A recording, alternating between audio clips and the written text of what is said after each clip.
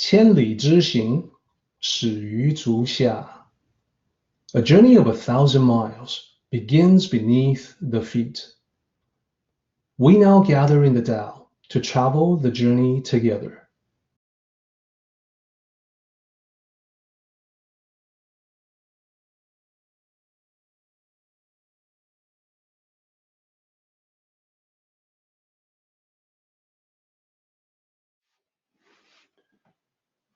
Thank you everyone for joining me. I feel very privileged and honored to start 2020 with you. We're at the beginning of the new year and it's full of possibilities. Now, as we are at the beginning of 2020, I want to take everyone back to the end of the last meeting, which was the very last meeting for the year 2019. And I hope everyone still remembers that toward the very end, I proposed that we all have a pact for greatness for 2020. So this is the slide. The following slide is the one that we built toward the end of our meeting last time. So this is slightly modified because the heading here was our pact for next year, but next year is now. Next year is this year. So I changed this slightly to make it our pact for 2020. What is the pact? If you were not around to hear about that, hear about our process in building it up point by point, well, it started out talking about practicing humility. So no matter what kind of greatness we attain, we will always remain humble. That would be in keeping with the spirit of the Tao. And also, no matter what we work on, we want to focus on the details and let the small build up to the big. Let small achievements build up to a great achievement. So practicing how to live in the Tao in the present moment, I proposed that we follow the Tao from one moment to the next with present mindful awareness so that we can build a great day from the moments. Then, when we build one great day after another, we will be able to build a great week composed of great days. These great weeks will then be able to build up to a great month. And with one great month after another, our 2020 will end up being a great year. So that is the pact. I hope you remember, and I hope that you will follow my attempt to build a great 2020. Now, in this attempt, we would actually get quite a bit of help from Lao Tzu, from the Daodejing. This is because the chapter following the last one, which was chapter 34, we're now on to chapter 35. We're going to be given some pretty explicit directions on how to do this, some practical advice from Lao Tzu. So in order to accomplish our pact for greatness, in addition to everything that you see on the screen right now, practicing humility, focusing on the details, let the small build up to the great. In addition to that, Lao Tzu has a very interesting concept that I want to share with everyone today. It is to hold the great image. So that is what chapter 35 is all about. So without further ado, I'd like to get right into it.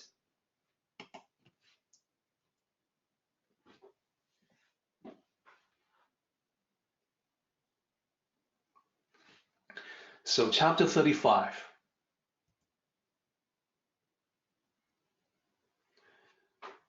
It goes like this.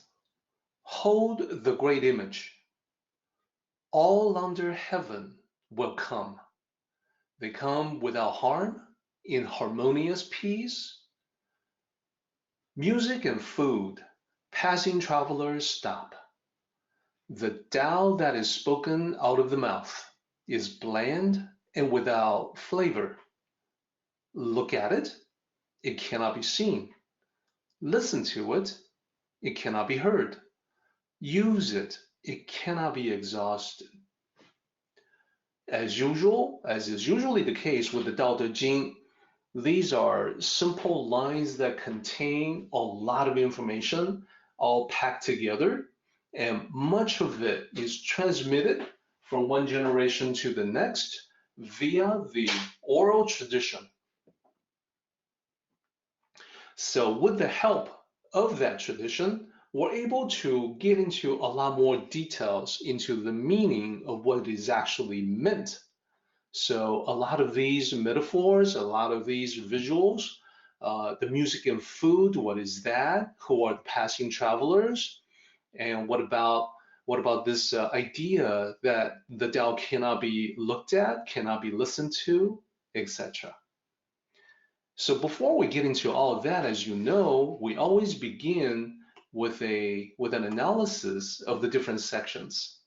So what does it look like this time? Well, we start out by scanning the Chinese characters up and down through the different lines. So you probably have already noted some of the lines contain repeating characters. If you do see them, please feel free to type it into GoToMeeting, and so I can see that you are following. If you can't quite see it because the characters look strange, the characters are unfamiliar, I would direct your attention down toward the bottom of this particular chapter, and you should be able to pick out the repeating characters. Is everyone seeing that? In case you don't see it, here's what it looks like.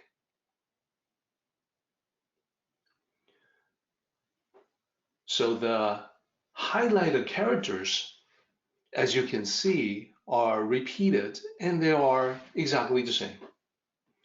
So congratulations to everyone who's already seen that on your own. And looking at the English translation, you can see the poetic construction there, the parallels. Look at it, it cannot be seen. Listen to it, it cannot be heard. Use it, it cannot be exhausted. So those parallel constructions mirror the repeating characters in Chinese. So the left side, the Chinese, correspond to the right side, the English. So this is a pretty good clue that these three lines belong to a section together. So we'll go ahead and mark it as such. So then what about the section above? Is that all in one section? Well, let's hold off on that judgment. Let's take a look. Well, first of all, there aren't a whole lot of repeating characters here. And what that means is that we would then have to look for the different thoughts being expressed. So we can do that by looking at the English translation. It starts out about the great image, that if you hold the great image, all under heaven will come. They come without harm in harmonious peace. So there you have one thought, that if you hold the great image, all will come in peace. That's the basic idea. Following that, it goes on to a different thought about music and food, tempting passing travelers to stop to check them out. And then it goes on to talk about how the Tao is bland and without flavor. So that section in the middle is talking about how the Tao is different from the distractions, the temptations, the seductions in the journey that will cause you to stop. So that's another thought. So this is giving us plenty of clue to put another line in between. Then this particular chapter stands revealed as being composed of 3 sections. So each section has 3 lines. So that's a good way to think about it. And you can pretty much pick out the primary thoughts in each section. In the introductory section, it starts out talking about the great image, attracting everyone to come in peace. In the main section, section 2, it's distinguishing and comparing, contrasting the Tao with all the fun things, quote unquote, in life, the music and food. Then it concludes in the summary section, section 3, with the characteristics of the Tao. It's not something that you can see or hear or touch. You can't even use it up. So, excellent. This is fantastic for analysis, and I can definitely see that some of you are catching on and you are getting better and better at this sectional analysis. So that's fantastic. Let's continue on. And what we're going to have to do now is to focus on the 3 sections, 1 section at a time. And within each section, we will focus on 1 line at a time. So there's a lot to talk about here. I'm going to start out with 大象. So 大, I've singled out 2 characters, as you can see here. 大象. So let me talk a little bit about these 2 characters. 大, this character in the middle of line 1 is one of those really common characters used in the Tao, used in everyday speech. It's so useful because it is so common. It's big or great, large, etc. And then 像, the last character in line 1 means image. Now, when I say image, it is not exactly like a picture. It is not exactly like a photograph or painting. When I say image, specifically, I am talking about this impression, this mirror image, perhaps is the way to look at it. When we talk about the mirror image, we're talking about a reflection. So in I Ching, the book of changes, it talks about how the oneness of the Tao is something that gives rise to the 2 complementary dualities, yin and yang. Then I Ching talks about how the complementary dualities, yin and yang, give rise to the 4 images, 四象. So there, it is again not talking about something that's necessarily visual, like a photograph or a painting. It's talking about 4 manifestations or reflections. So a common example to talk about 四象 is to say that the dualities, the complementary dualities, yin and yang, is what gives rise to, for instance, the 4 seasons. Yes, I'm talking about spring, summer, autumn, winter. So those are one manifestation of the 4. Here, the great manifestation or the great reflection is simply the image, manifestation, reflection of the Tao. Now, just by coincidence, in modern Mandarin, 大象, when you typically say 大象today in the Mandarin-speaking parts of the world, people think you are talking about the elephant. So here we go. In modern Mandarin, this means elephant by coincidence. But in the ancient context of the Daodejing, it doesn't mean that at all. As you have just heard me explain, it's an important concept and has nothing to do with a particular kind of animal. So here's the bullet that basically outlines what I talked about.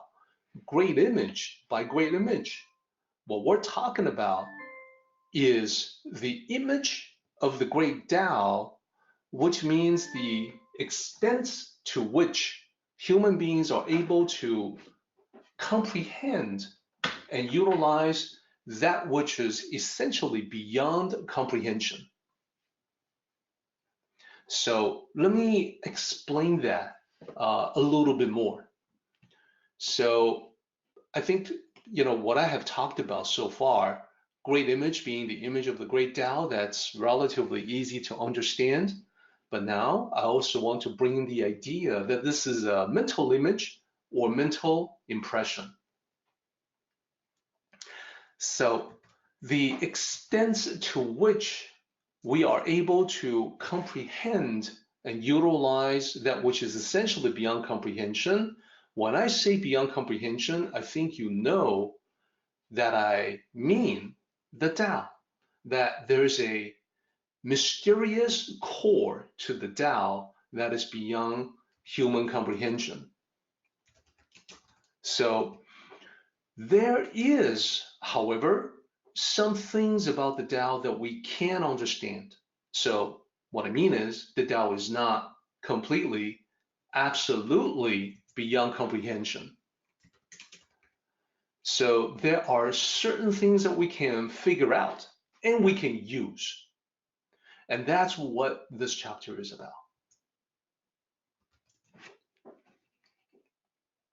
So let me expand on that just a little bit. This understanding or comprehending the incomprehensible.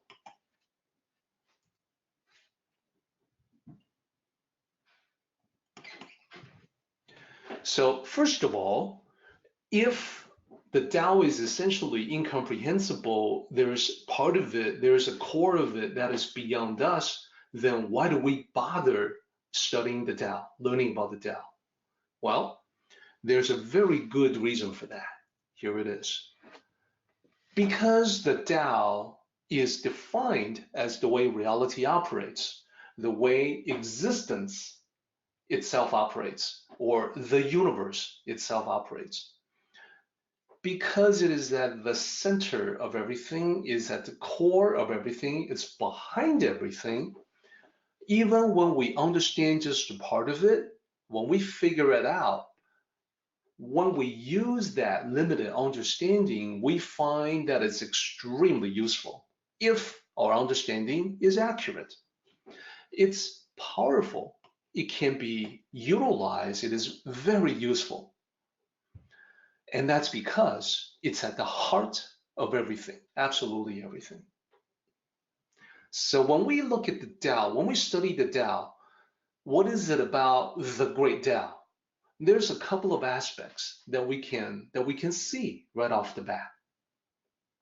Even without delving into the remaining lines in this chapter, there's a couple of things that we can talk about when it comes to the Great Dao. So I want to highlight the two aspects. First of all, the Tao is part of normal everyday life. As I said, it's at the core or the heart of everything. Now, normal everyday life is very ordinary, unremarkable. There's nothing special about that. We see it all the time. We see it every day. That's why it's normal.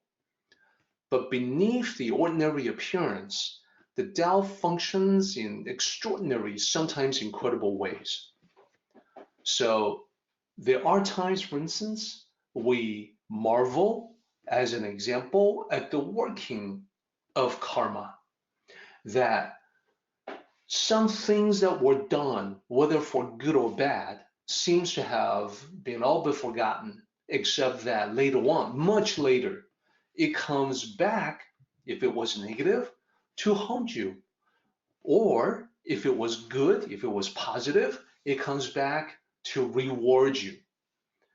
And we had no idea that this would happen, but when it does happen, it's like, wow, karma actually really does work. Now, it's not just in everyday living in our world of human interactions, dealing with other people. It is also something that extends everywhere, including academia, the study of science, everything. So when biologists dig into the function of biology, they marvel at the intricate workings of life.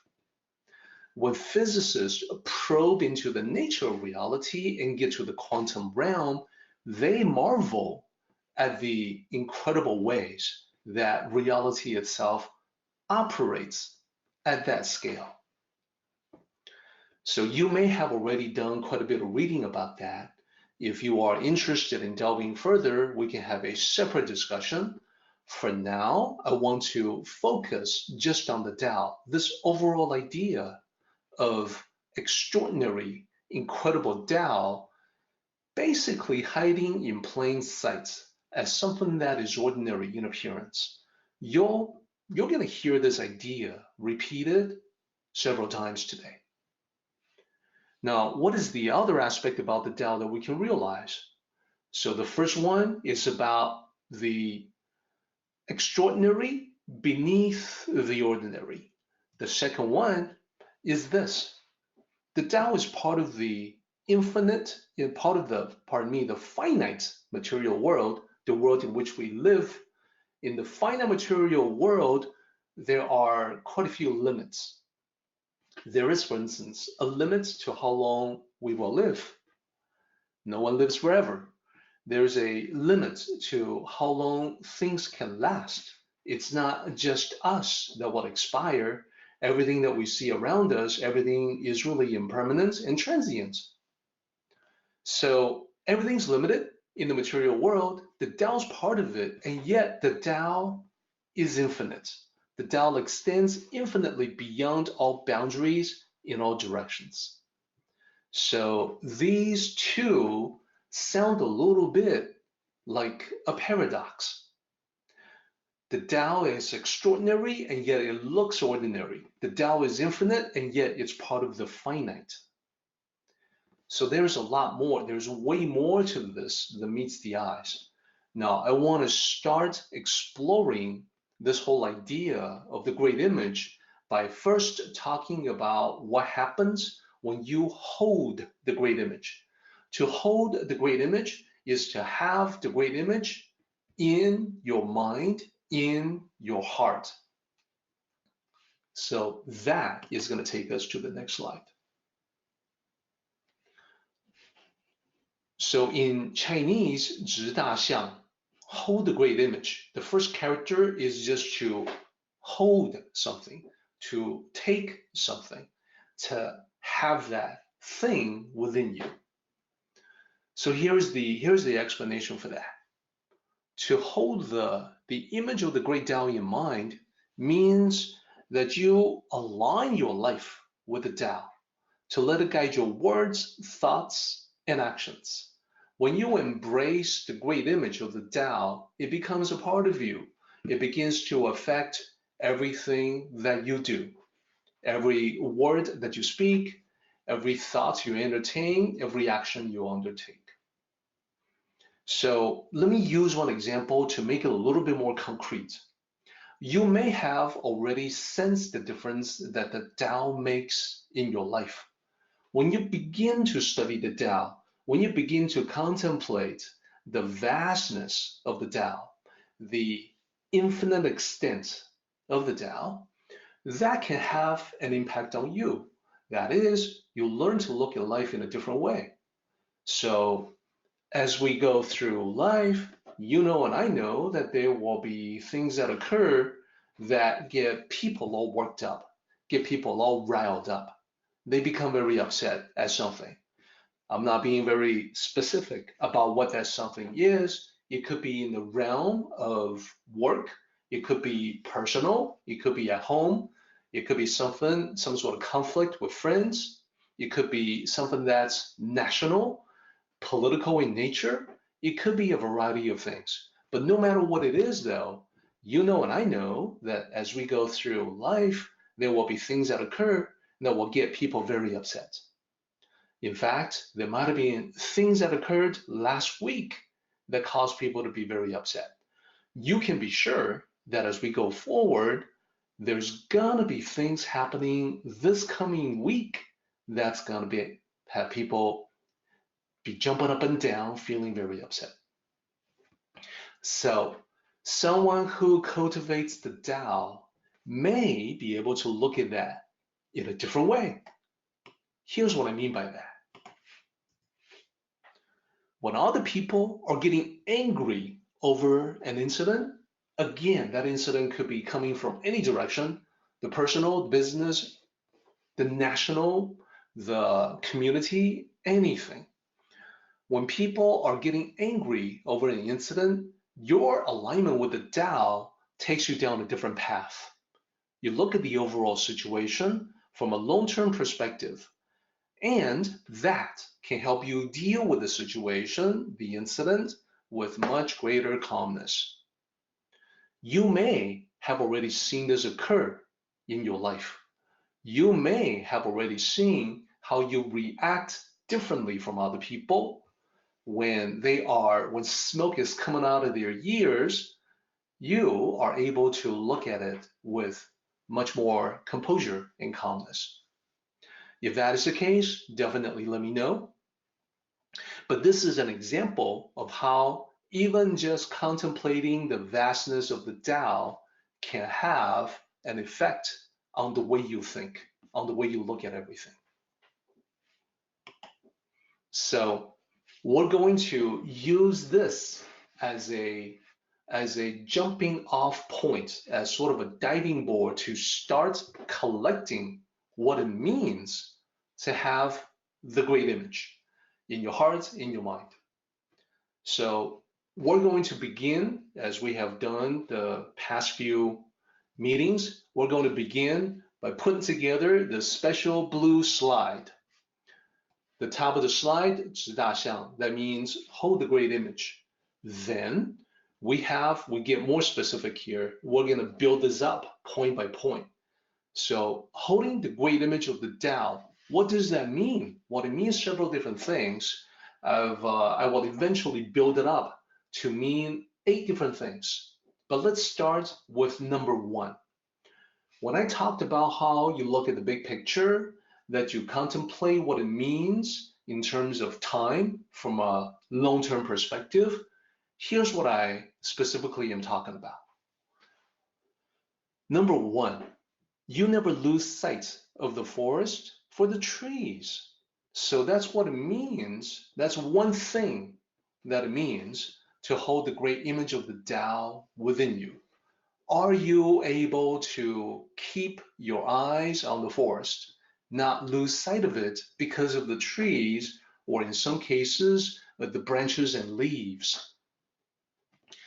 Many people go through life with that kind of tunnel vision, so intense and so focused on the little details that they lose sight of the big picture.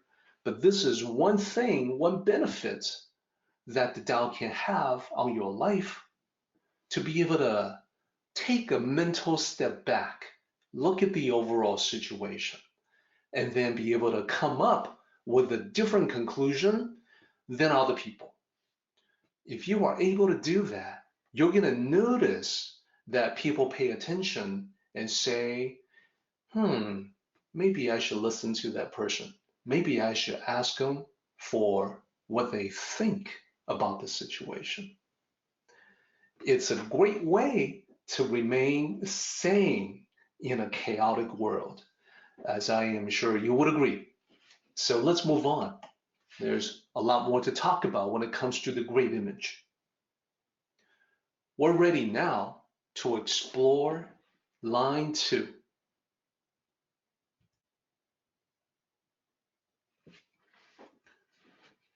Line 2 all under heaven will come. So this breaks it down into two parts. The first part, 天下. 天 meaning sky or heaven, 下 means below. So all under heaven, all under the sky or the world. So as I said, when you are able to look at the big picture, when you are able to deal with upsetting things calmly, you notice that people will increasingly look to you for guidance. They may be in a panic. They may be too mad to think clearly, but they look at you as you hold the great image of the Tao and they realize that they can get something rational out of you, that you can look at everything with a clarity that they do not possess at the moment. So we can chalk it up to this overall idea. Because the Tao is part of everything, and by extension, everyone, it's at the heart of every thinking individual, at the heart of every person. Because of that, people naturally resonate with the Tao, even if they don't know that it's called the Tao in this particular philosophy, even if they have no idea what you're talking about when you speak of Tao. The Tao is the way, and the way is that which resonates with many people. So because of that, people gravitate. If you hold the great image, people gravitate towards you. In general, people gravitate to someone who has mastery of the Tao, whatever name they call it. Maybe just someone who's known to be wise. Maybe someone who's known to have insights or expertise or knowledge. I group that all together and call it mastery of the Tao. The Tao meaning, in that particular case, the way of the situation. People gravitate toward that. They want someone who can bring about peace, or someone who can inspire everyone toward the common cause, or both. They are not mutually exclusive. You could be someone who holds the great image, and therefore you have the ability to bring about peace, to be the peacemaker, and you have the ability to rally everyone together around a common cause so that you can take effective action together.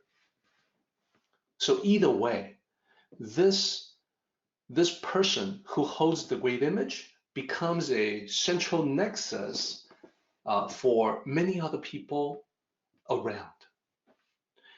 Now, if and when you hold the great image and you notice people coming to you, you may indeed not be looking for that kind of attention. But the bottom line is, the attention will find you. And this will occur because it's natural. People naturally want that. People naturally want the person who has a plan, who knows what's going on, who can give them some peace and clarity about the situation. Can that person be you? I say that it absolutely can. So this brings us to the second point that I want to present to everyone when it comes to holding the great image of the Tao. So we're going to go back to that blue slide and then build another point there. So you see how this works. So number one, as you have heard, you never lose sight of the forest for the trees. You keep the big picture in mind. I think that's easy to understand. Let's take a look at number two, what we just talked about. People naturally come to you seeking advice and guidance. Now, you might say, well, I studied the Tao, but people haven't really come to me for advice. Well, that's only because you are still relatively new in the Tao cultivation. So just starting out, people have not really seen any mastery on your part. Now, on the other hand, if people have already come to you seeking advice and guidance, that is a good sign. It just means that you're on the right track and you need to continue doing whatever it is you are currently doing to cultivate the Tao. And no matter how far along you think you may be, it's pretty much a guarantee in the Tao that there's going to be more to learn before we fully master the Tao, if ever we fully master the Tao. So having said that, it is now time to visit with the third line from Daodejing 35. You can see we're making pretty good progress, going at a fairly good clip. So line 3 says, they come without harm in harmonious peace. So this is a reference to all under heaven will come, which in turn is a reference to what happens when you hold the great image. So this is, I think this is all beginning to be clear. Let me focus first on this beginning part of it, of line 3. They come without harm. So let me bring this out to explain. Take a look at this bullet. The Tao is benevolent and life-affirming. The great image of the Tao follows its characteristics and exhibits a positive, constructive energy. Let me talk about this for a moment. This is something that we have touched on before, the Tao being essentially benevolent and life-affirming. This is an observation. Now, you have already heard me say quite a few times, the Tao has no feelings. It brings about life. It also brings about death. It doesn't really feel one way or the other on life or death, positive or negative. So when we say that the Tao is life-affirming, why will we also not confirm that it is death-oriented? Because after all, death happens all the time. Yes and no. The yes part is that it's an accurate description of reality, that as we look around, there's plenty of life and plenty of death. However, that does not mean that the two are in perfect balance, that there's roughly half of the world that is all about life and then the other half is all about death. That geometric symmetry is a fallacy of the human mind. It doesn't usually exist in reality. What we know about reality is that despite, as an example, people dying one after another, the human species as a whole continues on because we procreate generation after generation, that life continues on. Individual human life may not be lasting, but the human species certainly has been far more lasting than the individual human. I'm sure you would agree. Now, many other species, many other animals, there's also extinction events that we know by studying ancient Earth history. However, overall, life continues on. And it has to do that because it must be true that the essence of the Tao is life promoting, life affirming, life enabling. So the observation is made not on individual life forms, but on the history of life itself. So because of that, we can comfortably say that even though the Tao has no feelings, no emotions, it is essentially benevolence from the perspective of life, which includes you and me. So because of that, the great image of the Tao will naturally be the same as the Tao. And because of that, there's naturally going to be a positive, constructive energy. Let me bring in another factor that if you are new to this talk, you may not have heard me talk about. Previously, I have pointed out how easy it is to destroy something and how difficult it is to build something. You can see this quite easily in the amount of work that it takes to create, for instance, a beautiful sculpture or to paint a beautiful painting. It takes work. It takes time. Now think about how easy it is to destroy that. Take a hammer to a beautiful sculpture, within a second, it's destroyed. Take a knife to a beautiful painting, within a few seconds, it is destroyed. So think about how in your personal relationships, it takes so much work to build something up that is loving and beautiful and close. It can take just a heated exchange, one big argument to end everything. So, as I pointed out, in life, it is rare that you see a kind of geometric symmetry where the two are finely balanced. It's usually much more tilted toward one end than the other.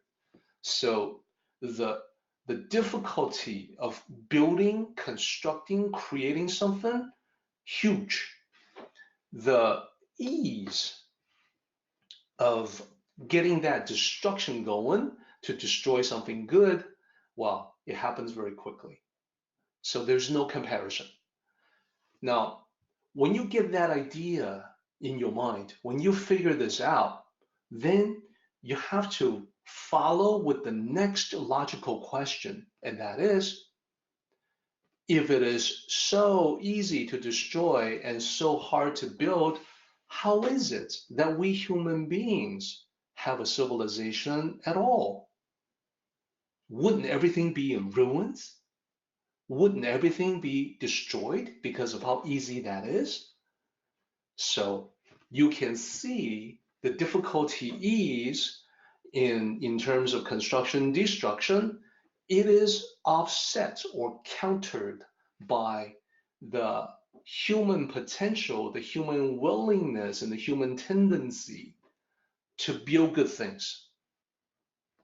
There's an author who noted that, walk around in modern human civilization, look at all the buildings, look at the bridges, the public works, the roads, all the constructions that we have. We've made a world that is easier for us.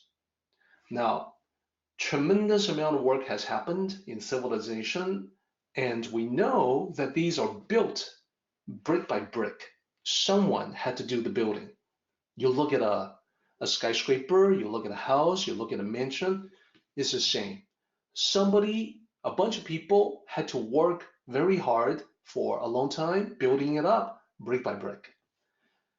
And when I say brick by brick, I think you know what I'm getting at. I'm not saying that everything is built on bricks. I'm saying that everything is built on one part at a time.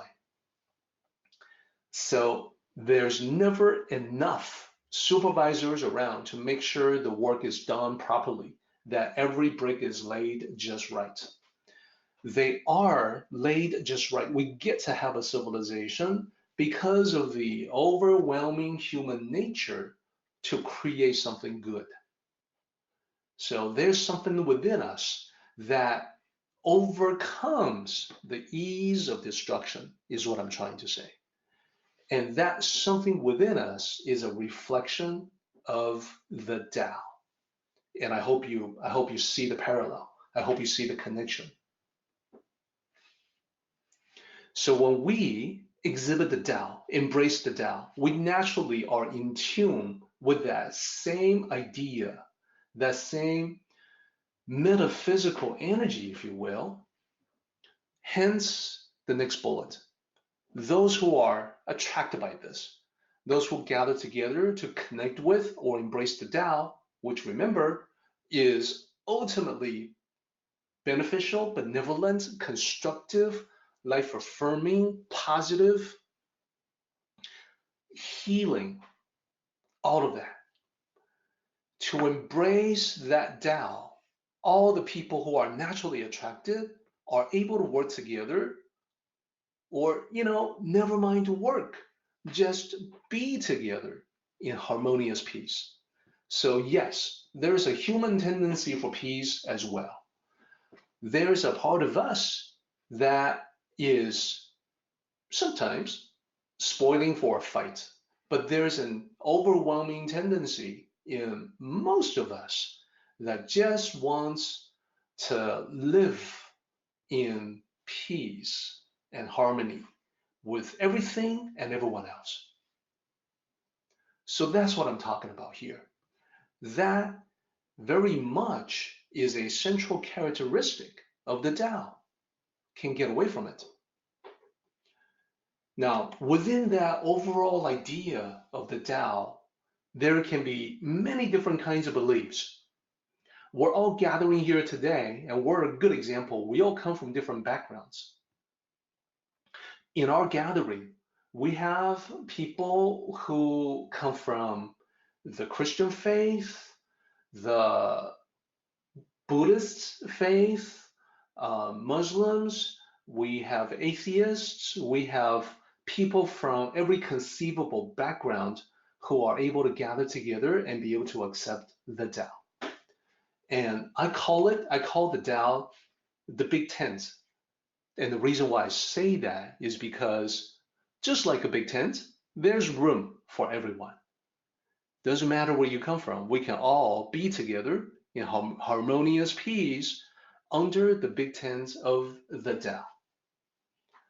And I think our very gathering, our time together every single week, every Sunday, is proof that this is the big tent. So with this out of the way, with this explained, we're now ready to build again on our blue chart, our blue slide, to get another point about the Great Dao or the great image of the Great Dao in there.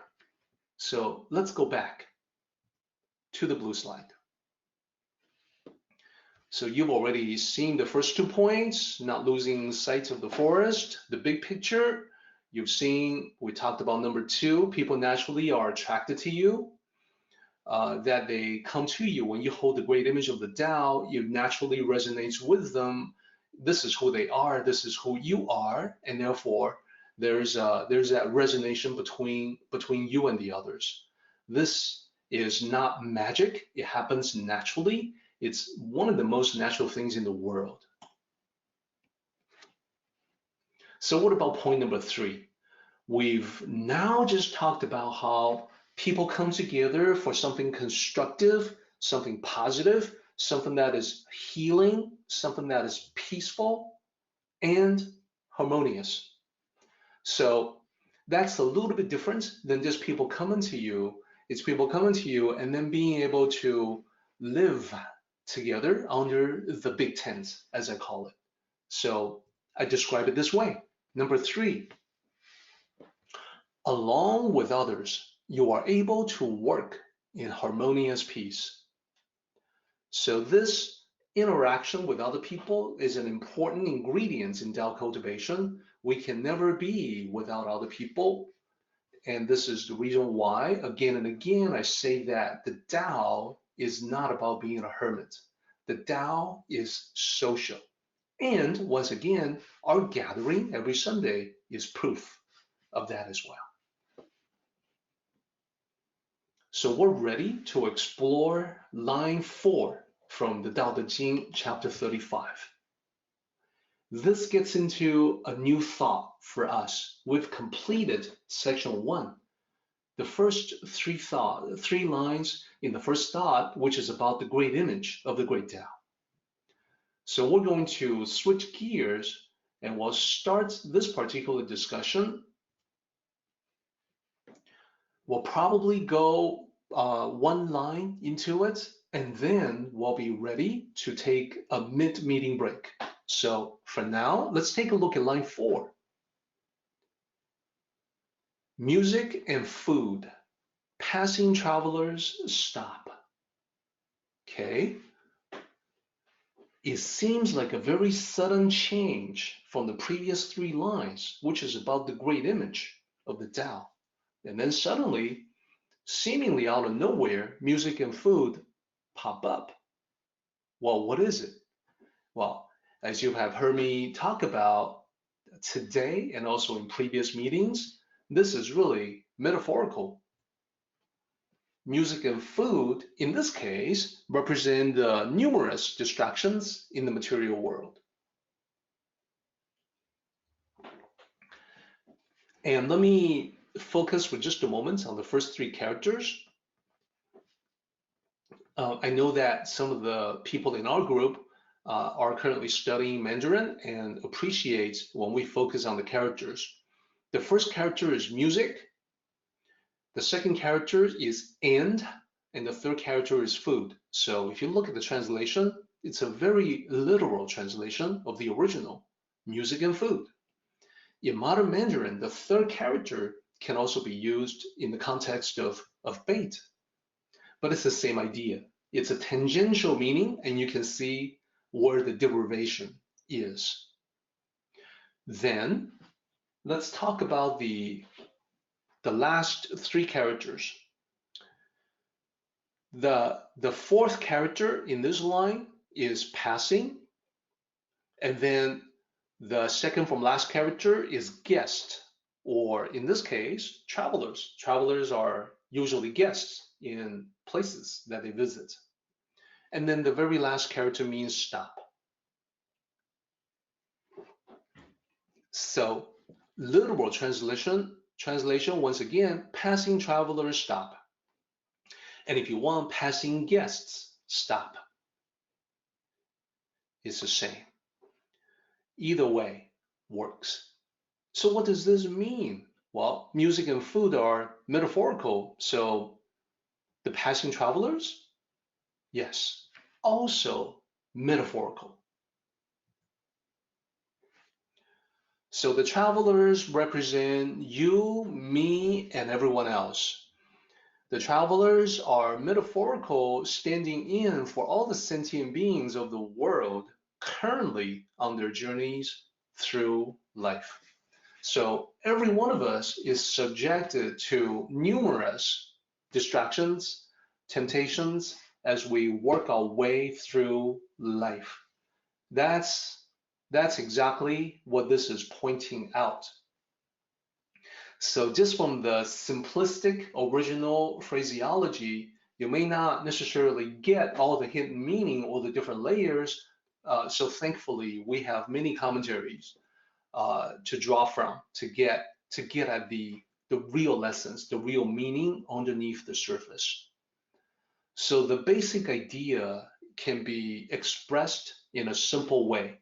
Here's the bullet for that, ending this particular slide.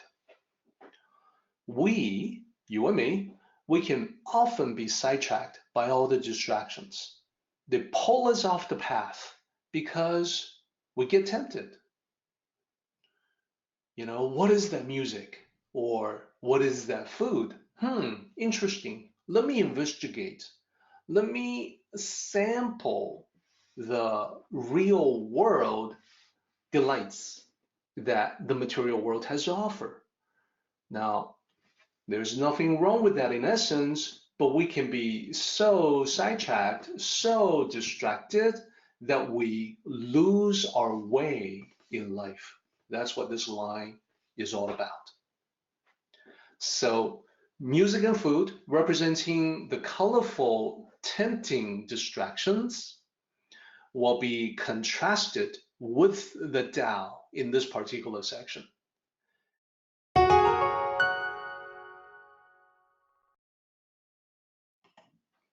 So we just got done talking about music and food being distractions in our journey of life. And now, next, we're about to talk about the Tao as being very different from the distractions. So that's going to take us to lines 5 and 6. Line 5, the Tao that is spoken out of the mouth. Line 6 is bland and without flavor. So this is meant to depict that the Tao, unlike music and food, are not the kind of, the Tao is not the kind of thing that will cause passing travelers to stop. You have to be pretty in tune with the Tao already to find that you need to investigate the Tao further. Whereas music and food can be very tempting to many people all the time. So this group, all of us, that when we gather together, we also have to recognize that this is not something for everybody, that it's the rare individual that would feel compelled to stop for the Tao, as opposed to stopping for music and food. So let me talk about the Tao being different. The Tao is completely different. Compared to the sights and sounds of the material world, it doesn't seem attractive at all. I would also say that the Tao doesn't seem attractive when you perhaps wander into a shopping mall or perhaps walk into a bookstore and then you look around and see all the attractive books with the colorful covers promising everything under the sun. The Tao is different from all of that. As you walk around in the shopping center, you may see a lot of advertising. You may see a lot of images with models hawking a particular product. You may see flashy displays. The Tao is also completely different from that. And that's actually my first sub-bullet. The Tao has nothing flashy to offer. Sorry, there's nothing grabbing anyone's attention in the Tao. There's nothing that would compel most people, only a few people, there's nothing that would compel most people to stop and take a look. It seems really bland. It seems without any flavor. Now, as we look around, and I'm using the bookstore or the shopping mall as a metaphor for the material world now, as we look at all that, as we look at the different books, we can, for instance, walk into the self-improvement section and we can see a whole bunch of books that solve all different kinds of problems. At home, when you turn on the television, you will see all kinds of commercials, and it's the same in the sense that it's talking about all different kinds of problems and solving them. Not the Tao. The Tao is completely different from that. The Tao does not claim that it will solve all your problems. It doesn't even claim that it will solve any problems. The Tao just is. It's how you use the Tao that will help you solve your own problems, and how you use it is completely up to you. So nothing special about the Tao. It's not like a commercial, not like the colorful ads that we see. Does not claim that it will solve anything. It's not flashy at all. There's no limited time offer. There's no special discount for the holidays. There is no act now before this deal goes away forever. None of that. Lastly, well, not lastly, one of the last 2 points I want to make, the Tao itself won't make you more popular. When you look at the advertising, when you look at the commercials, so many of them have the implication that if you just do this one thing, you will become more fit, more beautiful, more attractive, more free, and therefore more popular. So many of the advertising, the marketing industry is based on that, not the Tao. The Tao won't make you more popular. What you do with the Tao may make you more popular, but again, that's completely up to you. There's nothing in the Tao that compels you to do a particular thing. You have to figure out what to do for yourself in your particular situation. Then, the very last point, the Tao makes no promises to you or anyone else. So completely unlike everything we come across in the material world, all that promotional advertising, all that marketing, the Tao makes no promises to you or anyone else. It's not flashy. There's really nothing, quote unquote, nothing to it. The Tao is devoid, after all. It's flavorless. It's not exciting. It's not interesting. That's the Tao. But then we're able to, hopefully, we're all able to sense the truly special things about the Tao that is not the surface appearance. And that brings us to yet another point that I would like to make and add to the blue slide.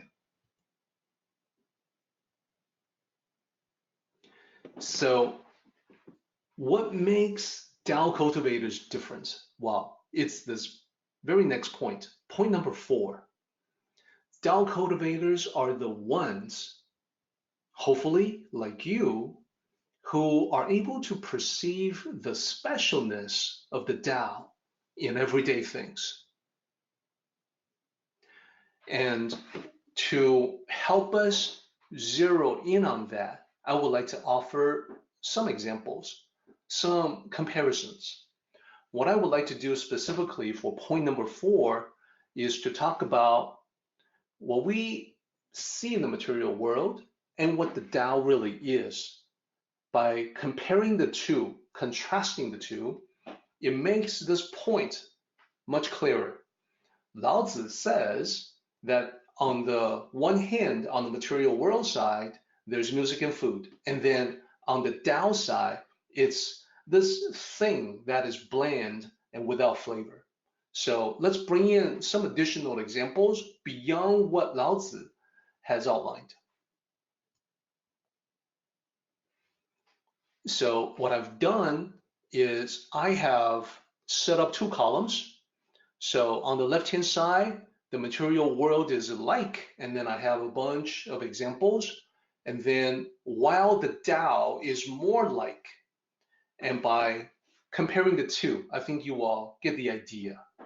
So the material world, the sights and sounds, the colors, the flashing lights, it's like colorful outfits. Now, I think everyone has seen colorful outfits. I probably don't really need to explain this too much. And if it's helpful, in addition to colorful outfits, strong, powerful primary colors, sometimes garish, very clashing colors, you can also think in terms of so for instance, the Halloween costumes, the cosplay, things that are designed to attract attention. Colorful outfits, that's what I mean by that. So the material world is like colorful outfits. If that is the case, then what about the Tao? In comparison to that, the Tao is more like elegant attire. What is the difference between colorful outfits and elegant attire? In order for what you wear to be elegant, it has to be subdued. It has to be understated. It has to be graceful. It's beautiful in its own way, but not in a way that shouts out to the world, look at me, look at me. So your simple, elegant attire can be very comfortable, well-tailored, form-fitting, a great fit for you, but it's not clashing, it's not garish, it's not something that draws attention to itself. So that's one way to see the difference between the material world and the Tao. Now, let's step away from the visual side of it. We've talked plenty about, flashing things, colorful things. Let's get away from that for a moment and explore other senses. So the material world, imagine that the material world is similar to heavy perfume. It's got this overpowering smell. In comparison to that, the Tao is more like fresh air. Fresh air has no fragrance, the overwhelming strong fragrance of the heavy perfume, but it's fresh air. So when we talk about the Tao being bland and without flavor, again, that matches fresh air. So the material world, here's another angle to look at it. In addition to what we see, what we smell, which are the first two bullets that you see there, there's also what we do. In the material world, a lot of times it seems like we're trying to get from one place to another, we're trying to climb the social ladder, we're trying to win recognition, we're part of the rat race. I think everyone knows what I'm talking about there. It seems never ending. We always seem to be in that race where winner gets all, and you have to try to do everything you can to get ahead of other people. So if that represents the material world, then what about the Tao? I think everyone is starting to get the idea now in this comparison, so you can probably come up with some thoughts on the right-hand side. Instead of the rat race, the Tao is more like a hike in the forest or just a pleasant walk, not the rat race. So I would encourage everyone that as we go along with the rest of these items, that you come up with your own thoughts, your own ideas on how the different things compare. So I want to go from the rat race to yet another sense, which is the sense of hearing. So the material world, when it comes to personal interactions and communication with other people, the material world is like compliments and flattery. Seems very attractive, but how true is it? How true are, for instance, the compliments that you receive in social media? Well, it can be, as I said, very flattering. It can make you feel good temporarily until you begin to see that the same compliments are being paid to other people as well. Some perhaps not as worthy as yourself, making you doubt the sincerity of the original compliment. So instead of that, instead of compliments and flattery that cause you to second guess, that cause you to question the other person, the Tao doesn't have the flavors of flattery. It has instead honest communication. To be sure, honest communication itself can be flattering, that the other person is trusting you enough to give you the straight scoop, to give you the truth. Now, the truth may be something that's very positive. You've done a good job. Or not so positive, you need to improve. Either way, you can depend on the truth to be more like the Tao than flowery compliments and flattery. So what about the sense of taste? Well, we can talk about quite a few things here. There's soda pop. The material world is like soda pop. Essentially, flavored and sugary water is what that is. The Tao doesn't have all the extra ingredients. The Tao is just refreshing water. And this you can probably guess just from the contrast between heavy perfume and fresh air. So, you can sort of draw a parallel between that and soda pop versus refreshing water. So again, I think you get the idea. And the next one should be easy for everyone to guess what the Tao is more like. If I say the material world is like gorging at the buffet table, also the sense of taste. And this maps to the chapter, the line that we're currently studying about food, about music and food. So this is the food part, gorging at the buffet table. I remember I used to do this. I would be so uncomfortable, so completely stuffed that basically when I come back home, my entire afternoon would be spent on the couch. I would be wasting a lot of time and feeling a little bit sick. At the time that I was gorging at the buffet table, it seemed that I was living it up, but that was a temporary, short-lived illusion. So what would be the contrast to that on the Tao side? Well, we still want to stick with food. We know we need food. It would be satisfying and nutritious meal. It would not be overeating. It would be something that is good for you, but yet also satisfying. That's the Tao. Now, we've been talking about food, so we have to bring in the other part that Lao Tzu talks about, and that's music. So the material world is like blaring music, loud music, blasting, assaulting your eardrums. In comparison to that, the Tao would be without flavor, would be bland. What is that? Well, it's peace and quiet. So then, lastly, just to kind of tie everything together, I want you to imagine that you are out at night and you look to the city, you see the bright lights. So I'll call that neon lights at night. They seem very tempting.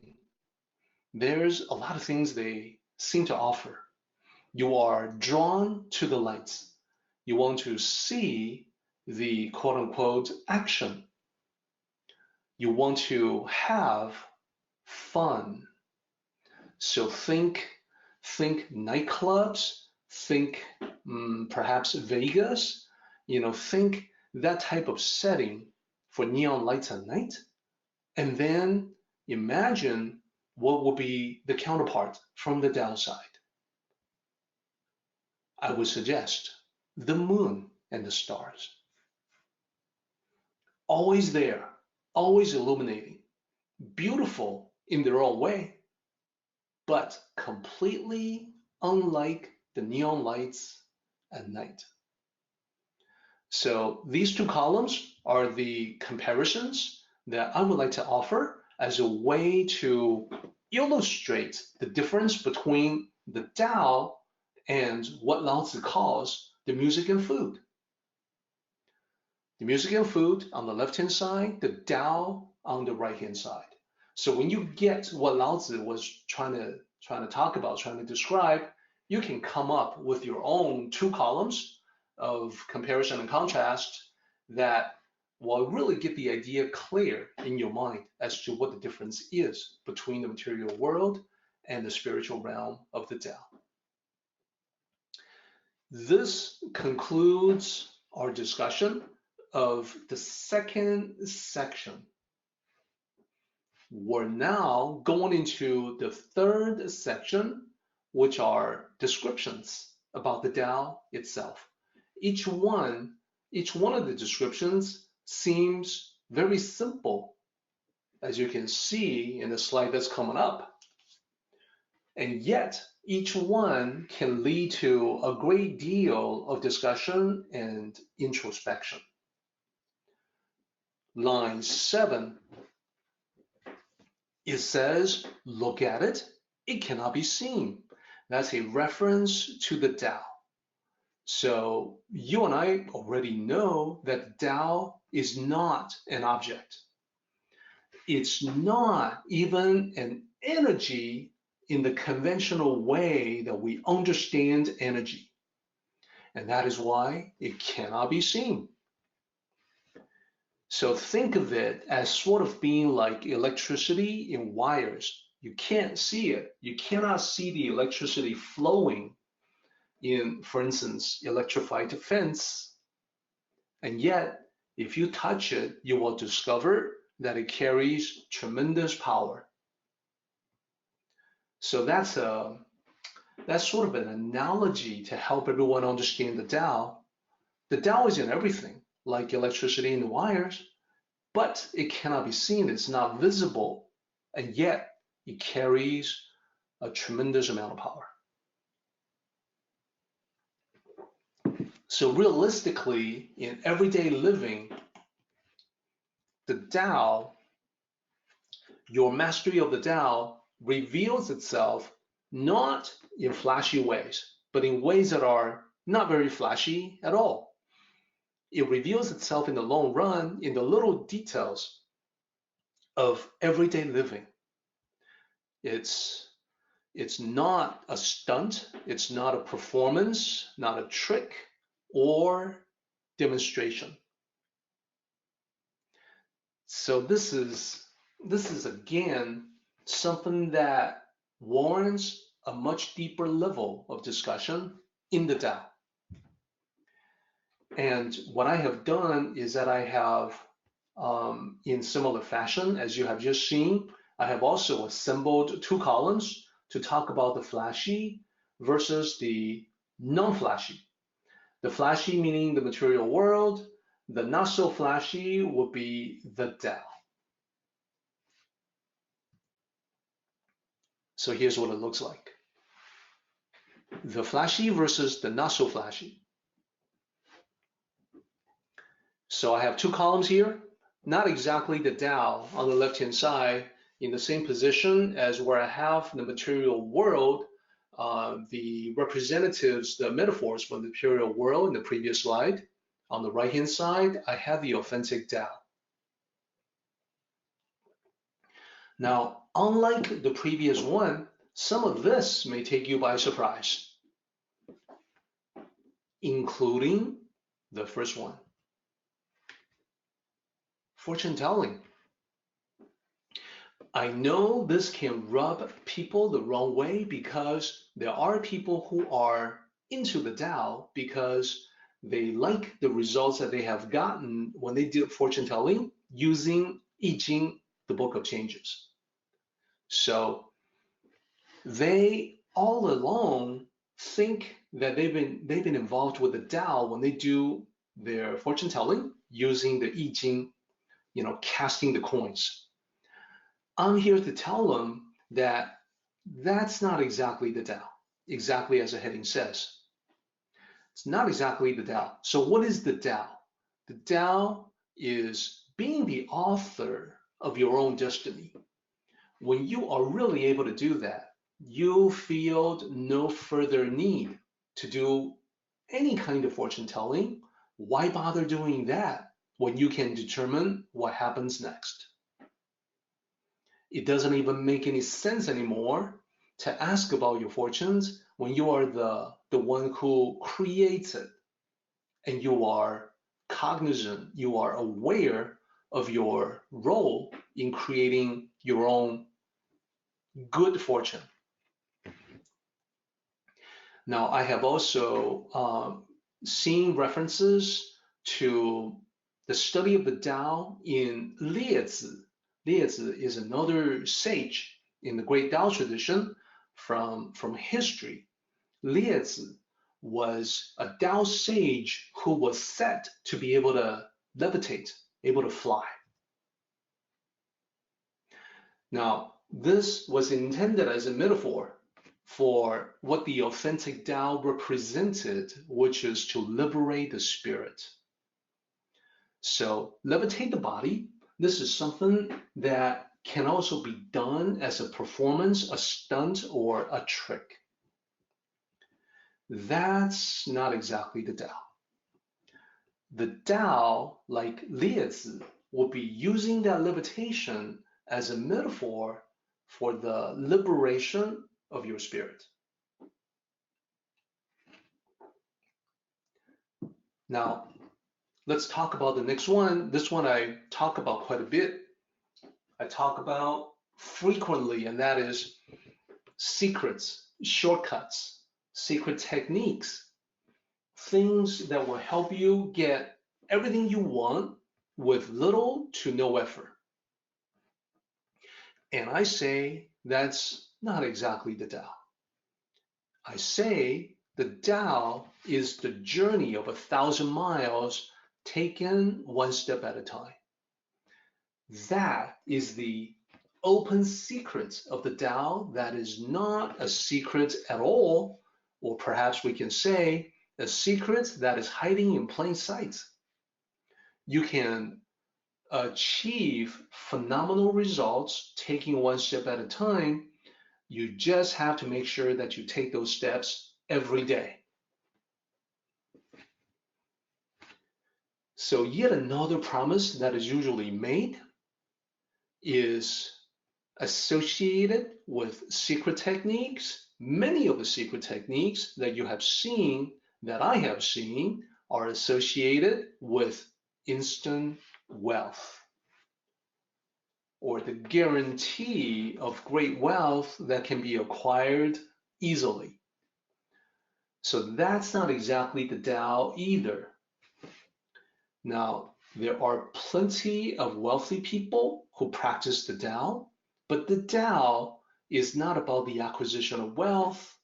You can acquire wealth all you want, but the important thing in the Tao is to have lasting contentment. When you have that lasting contentment, you are truly wealthy. When you get into secret techniques that will get you instant wealth, you're just going to be separated from your hard-earned dollars to the people who are trying to lure the gullible into yet another scheme. That's not exactly the Tao. So also not exactly the Tao. We've talked about fortune. So this is when we talk about fame and fortune. We talked about the fortune part, the instant wealth. Let's talk about the fame part. Not exactly the Tao is to be the idol of millions. This is just another way to talk about how you can be instantly attractive to everybody, that you can get admiration, respect from other people, etc. You can get a lot of attention from others. Okay, well, those secret techniques for becoming attractive, not exactly the Tao. The Tao, what is it? The authentic Tao is about real friendship, real human connections, real heart-to-heart communication. Also not exactly the Tao, and this gets into the stunts, the performance, stuff like that. I would say faith healing. So this is something that is still seen today in some parts of the country, faith healing. People claim miracles, and I say, no, not exactly the Tao. And you can pierce through the falsehood pretty easily. What is the Tao? The Tao is not the laying of the hand to drive out the devil, thus causing disease to leave the body. That is very flashy, very telegenic, makes for great video, photos, documentaries, etc. But that's not exactly the Tao. The Tao is about every day. The Tao is about healthy living. That is resting, proper exercise, proper nutrition. Lastly, also in regards to performance, we see this like mentalist performance, stage hypnosis, or other schemes, methods to control others to do your bidding. They don't work. You cannot control others to do your bidding against their will. Sometimes you will find that stage hypnosis work in remarkable ways, but that is because of mass psychology. What do I mean by that? Well, the people who are involved in the stage hypnosis performance want to put on a good show too. So there's a lot more to it that if you are curious, I would encourage you to look deeper. In the meantime, what is the authentic Tao? It's not to control others to do your bidding. Instead, it's all about mentoring, not controlling others, to maximize their potential.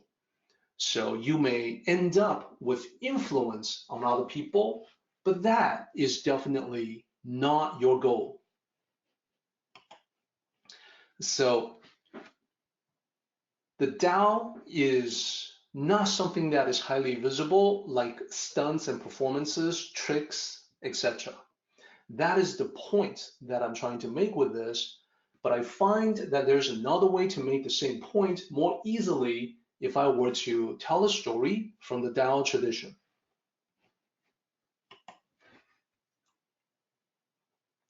That story is called The Value of the Skill. Here's how the story goes. Once upon a time, in ancient China, there was a sage. So this sage had a group of disciples, and this sage also had a very specific focus on things that are practical, skills that are practical. So this was because it was very important for the sage to have the disciples maintain that practical perspective, to never lose sight of the practical aspects of life. So he would often send them out to the world. He would say, okay, it's time for you to travel the world, to learn what you can, and then return here to report on your experience so that the other disciples can learn from what you have learned as well. So this is something that they do frequently. Once in a while, he'll send them out. They would travel all across ancient China to learn what they could and then bring it back to the sage and to the other disciples. This was the background. So one day, the disciples returned at around the same time. So they all got together to share what they have learned. One of the disciples had traveled to the north, to the northern parts of China, and he came back with meditation techniques that he had learned at a distant temple. So he explained the technique to other people, and this was something that was of value to the other disciples. There was another disciple that traveled not to the north, but to the west. He visited a land that was known, that would become known as India, but in ancient times, he came back with a sutra that he had memorized while he was out there. So this was pleasing to the sage. He nodded, he smiled, he said to them, "You have done well." He complimented them. He said, "The knowledge you have brought back is quite valuable." So there was yet another disciple that had come back. He hadn't shared his knowledge yet. He hadn't shared what he learned yet. He was actually sneering at the first two. He seemed quite arrogant, and he said, "Haha, I have brought back a rare skill that will put what you guys have brought back to shame. You're all going to want to learn from me." So they became curious. Everyone was curious. They all crowded around and they asked him, "What is the skill?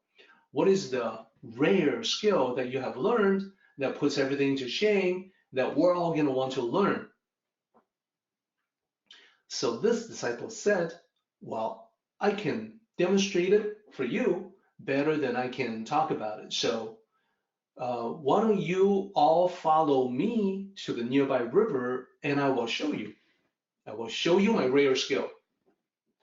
So they all went to the nearby river, pretty close to them, and they all watched him as he performed his remarkable skill. He amazed all of them by walking onto the water of the river as if he was walking on land, and continue walking into the river for a distance before coming back. So the sage and the other disciples observed from the bank of the river, and they were all feeling pretty amazed. So this disciple came back and said, "Now you have seen it for yourself. Do you see what I mean now?" So this was the reason for his arrogance. He said to the master, "Master, what do you think? Was that not the most valuable skill you have ever seen? Tell me, master, how much do you think it is worth?" So as they came out to the river, they had passed by quite a few ferrymen who plied their trade by the banks of the river. So the sage called out to the nearest one, the one closest to them. And the sage asked, "How much does it cost to cross the river today?" So the one who responded, one of the ferrymen who responded, shouted back. He said, "2 coins, the same today as yesterday, the same as always, 2 coins." So then the sage turned back to the arrogant disciple and said, "There you have it. You asked me how much I think the skill is worth. This rare skill you have demonstrated is worth 2 coins." The end. So this story is told by Dao masters to make a very specific point. The point is that the Dao cannot be found in the flashy tricks, extraordinary feats. The Tao instead is found in the ordinary, and that is where it is the most extraordinary. Now you may think to yourself, "Hey, walking on water, that's a pretty good trick." Yeah, and that's the key. Now this trick, even though the story was set in ancient times, it is something that is done today. It applies today as well. Quite a few magicians have demonstrated this skill of walking on water. So as an example, one particular magician by the name of Dynamo, stage name Dynamo, had done walking on water on the River Thames in London. He was recorded doing this performance, and he was shown literally walking on water, and he wandered into the river quite a distance before being rounded up by a patrol boat and taken into custody. Then there's another magician, stage name Chris Angels, who demonstrated the same illusion by walking on water in a pool. So in a pool where people are still swimming back and forth, he walked on water back and forth. Now, because I said that these were done by magicians, you know that they were done as part of their magic repertoire. You know that it's not something that's, it doesn't literally violate the laws of physics, right? There's no doubt about the fact that these displays have entertainment value. No problem with that. We can all enjoy the performance. The only thing to watch out for is to mistake something like this with the Tao. The Tao would not be anywhere near so flashy. The Tao will be ordinary. It would not be for entertainment purposes. So while we can still enjoy the performance of the walking on water magic, at the same time, we also want to come back to practical reality and focus on the Tao that is something that can be done every day, all the time, and doesn't rely on magic. So that brings us to yet another point that we can add to the blue slide.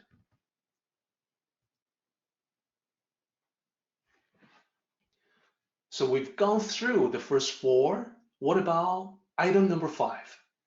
Item number 5 is all about this contrast between the practical nature of the Tao and the spectacular nature of entertainment. Entertainment is part of the music and food appeal of the material world. The Tao is unlike entertainment in that it provides something that is practical. It provides long-term benefits.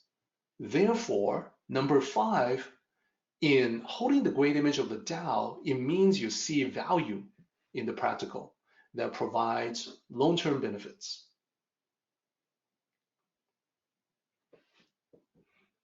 Okay, so we're nearing the end of our talk today. Let's move on to line number 8. Line number 8 says, listen to it, it cannot be heard. This is also a reference to the Tao, this time not just invisible, but also soundless.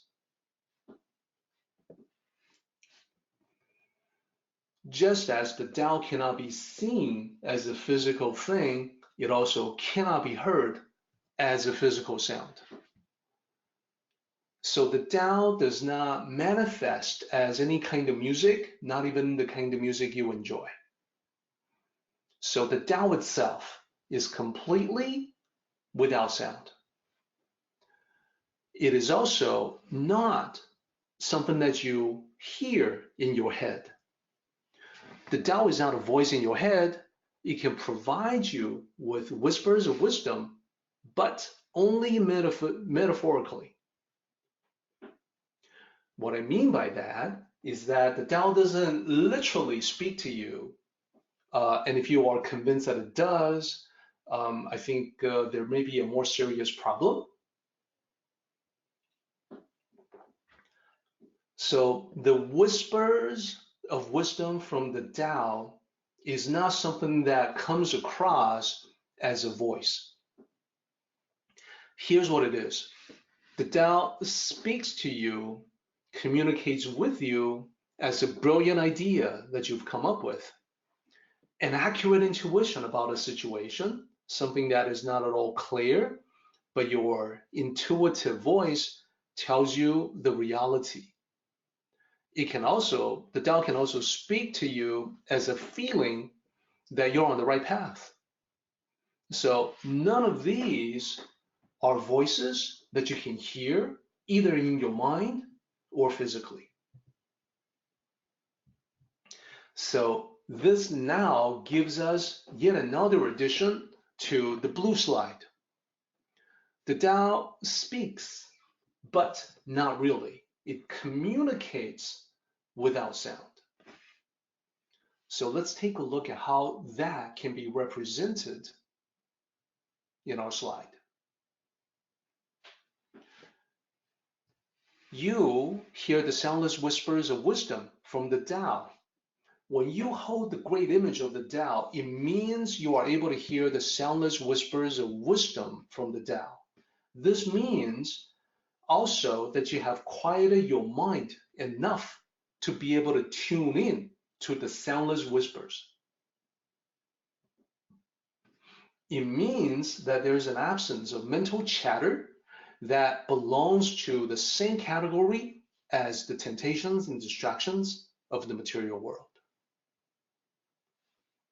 And when you hear the soundless whispers of wisdom, it's not telling you to do something, it's giving you a feeling, a guidance that something is right or not right.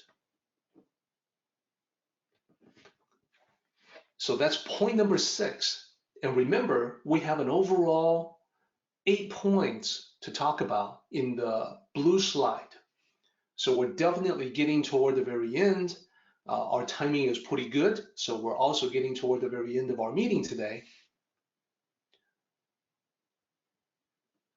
I want to talk about the last line here.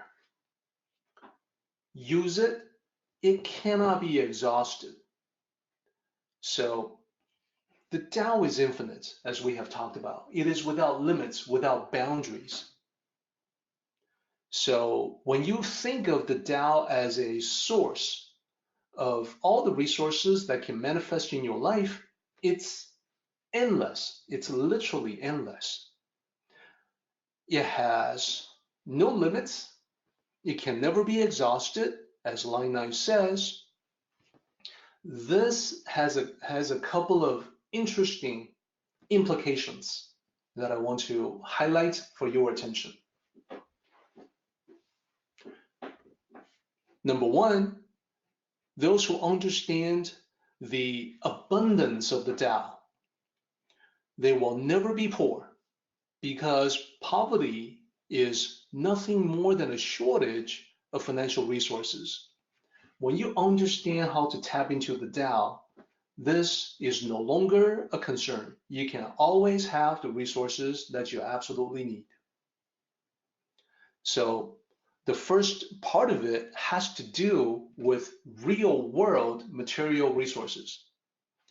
The second part is not about the tangible, but the intangible, that if you understand the Tao as an infinite resource and you are engaged in a creative work of art, then what can happen is that you find that you can tap into this limitless, unrestricted source of creativity.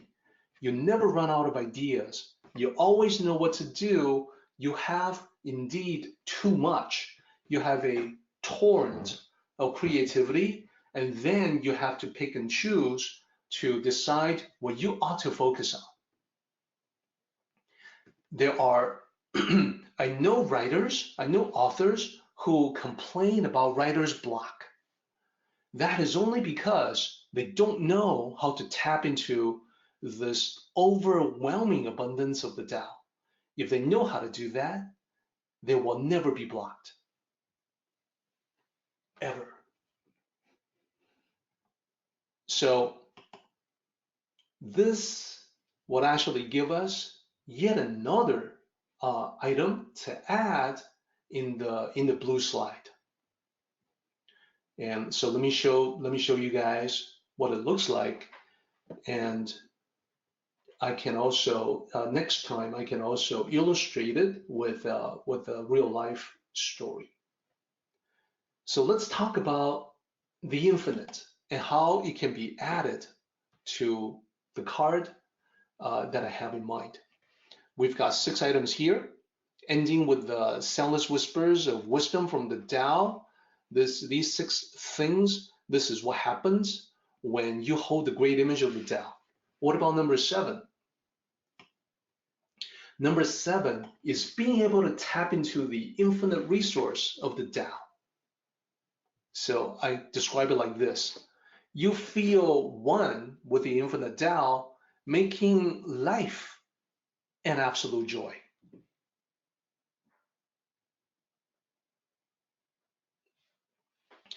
Now, to be able to tap into the infinite Tao, as I said, has a couple of implications. One is in terms of material resources. That's the tangible part. The other one is on the flow of creativity. That's the intangible part. So there's more to talk about here. Here's what I want to do. I want to showcase what the 8th point looks like, and then next time I can come back with a much more complete explanation. And I say that because I'm noticing we're getting toward the end of our time together. So I want to make sure we leave plenty of time for our summary.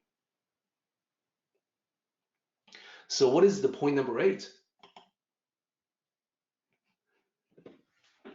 The point number 8 has to do with, at the beginning of this particular chapter, I talked about how people will be naturally attracted, which is the number 2 part here, and that you can work in harmonious peace. Well, that actually ties in together with the very last part of the Tao being an infinite resource.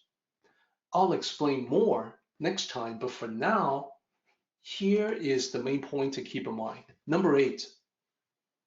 When you hold the great image of the Tao, it means you realize we can all enjoy the journey together in peace. There's a lack of contention in the Tao because there is absolutely no reason to fight over anything when you are tapping into an infinite resource. I hope that makes sense. Contention happens because of a illusion that resources are limited. When you are under the spell of that illusion, you feel the certainty that you have to get what's yours. So you fight for that. You are convinced that if somebody else wins, you will lose. So you fight for that.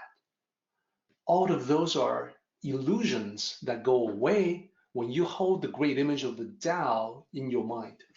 The great image of the Tao is like a shining light that casts its brilliance on all the shadows, reducing them, banishing them to nothingness, so you can finally see everything clearly.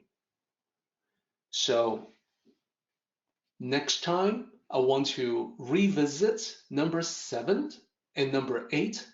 I want to give you additional examples on what it means to enjoy the journey together in peace without contention. And number 7, why living in the Tao, knowing its infinite vastness, is a recipe for joy and happiness in life. Now, with 5 minutes remaining in our meeting, it is time for us to jump to the summary for today. So I want to present some ideas from 35. I want to specifically talk about the 3 ways to put the concept of great image into practice. So this is a reiteration of the points that we have made, but I want to summarize them, put them together in one slide, so we have an easy way to focus on the great image in the week that is ahead. And then next week, I'll provide some additional examples, additional clarification. If you have any questions, if anything is unclear, you have plenty of time to ask whatever questions you like before we address this chapter again. So for now, let's go over the 3 ways to put the concept of the great image into practice. Number 1, think big picture. This is the one where I talked about not losing sight of the forest for the trees. And that means for any given situation, consider not just how it will affect you, but how it will affect everyone. Also,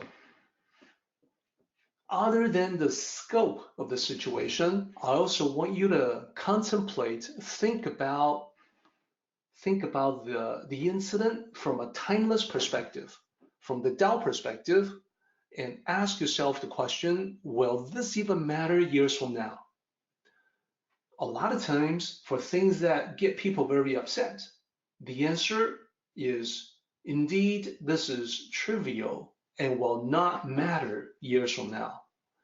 There are other things that will still matter years from now. Those are what you focus on because now you have an easy way to tell the trivial from the truly important. So number 1, think big picture. As I mentioned a while back, this is the surefire way to maintain your sanity, your rationality, provide a rational perspective on everything, from the local level, personal level, to the national level. Number 2, out of the 3 ways to put the concept of great image into practice, appreciate the simple life. What's that got to do with the great image? Well, the great image of the Tao, a hallmark, a characteristic is simplicity and appreciation or gratitude for that simplicity. So every day, I want to challenge you to pause during the day to feel gratitude for everything. Isn't it amazing that we get to live in the here and now, that we get to contemplate the Tao, practice the Tao, gather together to discuss the Tao? Absolutely amazing, astonishing, I would even say. And when it comes to the simple life, I also want to challenge you to discard clutter with the realization that you can always get more. When you understand and hold the great image and realize that the Tao is an infinite source, it's so much easier to discard and let go of clutter. The reason why we hang on to clutter is because we don't understand that we can tap into an infinite resource to always get more. So we always want to hang on to what we already possess. Number 3, quiet the mind to hear the Tao. This is about the soundless whispers of wisdom from the Tao. So step 1, I want you to invite the Tao to provide you with its input. This is just a mental switch that you can make to become open and receptive to the Tao. Then I want you to remain open to the possibility that there is always a better way, a way that is in accordance with the Tao. You just have to open up your eyes and you will be able to see it. Our meeting has come to an end, but the journey continues on. Let us travel safely. Until next time, may the Tao fill you with peace and happiness.